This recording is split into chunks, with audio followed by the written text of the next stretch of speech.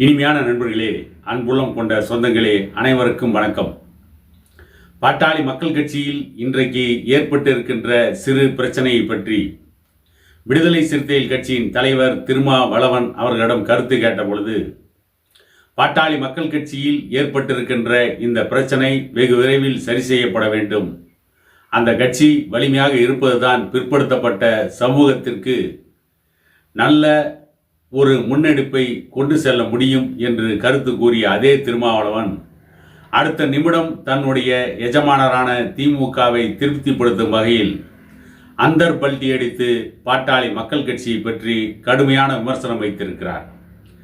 அதை பற்றி ஒரு ஊடக செய்தி நிறுவனம் வெளியிட்ட செய்தியை முழுவதும் என்னவென்று பார்த்து விடுவோம்.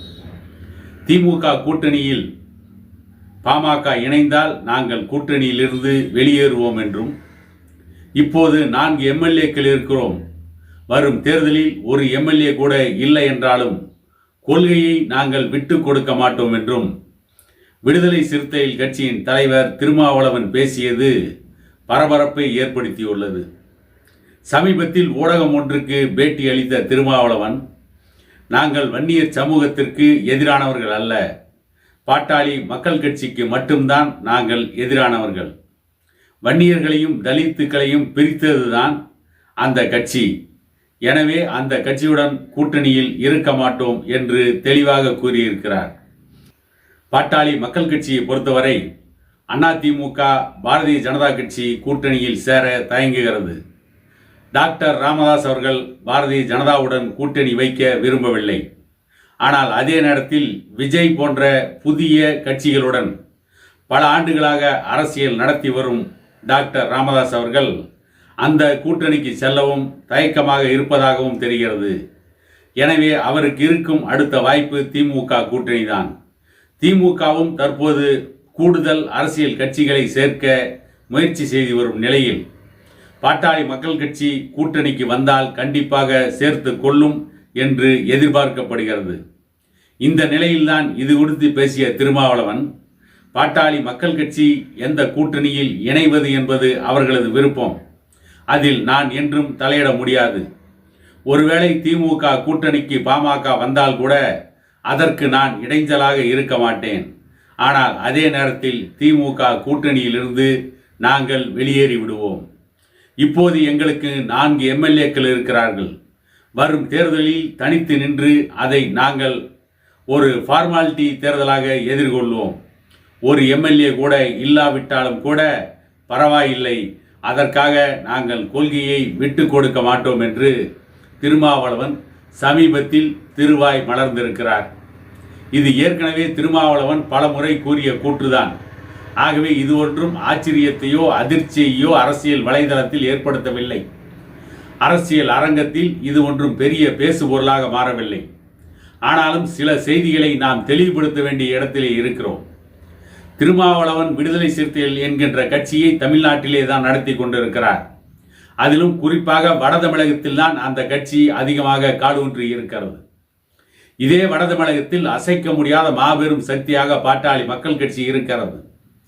ஆகவே பாட்டாளி மக்கள் கட்சி எதிர்த்து கொண்டே இருந்தால்தான் தலித் சமூகத்தை தான் தக்க வைத்துக் கொள்ள முடியும் என்ற இக்கட்டான நிலைமைக்கு திருமாவளவன் தள்ளப்பட்டிருக்கிறார். ஆகவேதான் தொடர்ந்து பாட்டாளி மக்கள் கட்சியை மட்டுமே எதிர்த்து அரசியல் நடத்தி கொண்டிருக்கிறார். அதே நேரத்தில் பாட்டாளி மக்கள் கட்சி திமுக கூட்டணியில் இருக்கின்ற பொழுது, அந்த கட்சி ஆட்சியில் இருந்தாலும் சரி, அதிமுக கூட்டணியில் இருக்கின்ற பொழுது அந்த கட்சி ஆட்சியில் இருந்தாலும் சரி, மக்கள் நலன் சார்ந்து எந்த போராட்டங்களையும் நடத்த பாட்டாளி மக்கள் கட்சியின் நிறுவனர் டாக்டர் ஐயா அவர்கள் தயங்கியதே இல்லை. 2020 2021 ஆண்டு வரை அதிமுக கூட்டணியில் தான் பாட்டாளி மக்கள் கட்சி இருந்தது. ஆனால் வன்னியர்களின் 10.5% இடஒதுக்கீட்டிற்காக அன்றைக்கு போராட தயங்கவில்லை பாட்டாளி மக்கள் கட்சியின் நிறுவனர் டாக்டர் ஐயா அவர்கள். அதை போலவே திமுக கூட்டணியில் இருந்த பொழுது மக்கள் நலன் சார்ந்து அந்த ஆட்சிக்கு நெருக்கடி கொடுக்க டாக்டர் ஐயா அவர்கள் தயங்கியதே இல்லை. ஆனால் இன்றைக்கு பாட்டாளி மக்கள் கட்சி திமுக கூட்டணிக்கு வந்தால் நாங்கள் திமுக கூட்டணியை விட்டு வெளியேறுவோம் என்று சொல்கின்ற திருமாவளவன், பாட்டாளி மக்கள் கட்சி திமுக கூட்டணிக்கு வருமா வராதா என்பதை பற்றி இன்னும் எந்த ஒரு அதிகாரபூர்வ செய்தியும் இல்லை. பாட்டாளி மக்கள் கட்சி என்ன முடிவை எடுக்கப் போகிறது, பாமக நிறுவனர் டாக்டர் ஐயா அவர்கள் எந்த மாதிரியான முடிவை எடுப்பார் என்று இன்னும் தெரியாத சூழ்நிலையில் திருமாவளவன் திட்டமிட்டு பாட்டாளி மக்கள் கட்சியின் மீது அவதூறை கிளப்ப வேண்டும். மீண்டும் மீண்டும் பாட்டாளி மக்கள் கட்சியை ஒரு ஜாதி கட்சியாகவே காட்ட வேண்டும்.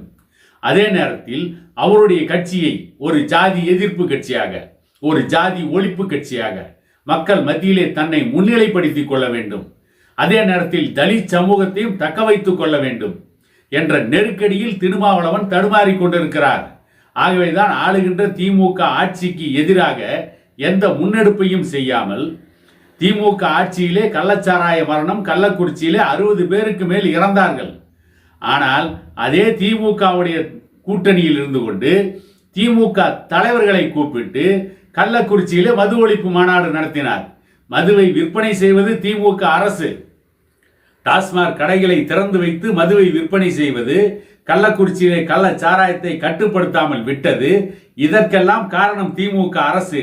குற்றவாளி கூண்டிலே நிறுத்த வேண்டிய திமுகவை மக்கள் மன்றத்திலே கொண்டு போய் நீதிபதியாக அமர வைத்ததை விட ஒரு அரசியல் அயோக்கியத்தனத்தை திருமாவளவனை போல வேறு யாரும் செய்ய முடியாது என்பது நாம் கடந்த காலங்களிலே கண்ட வரலாறு.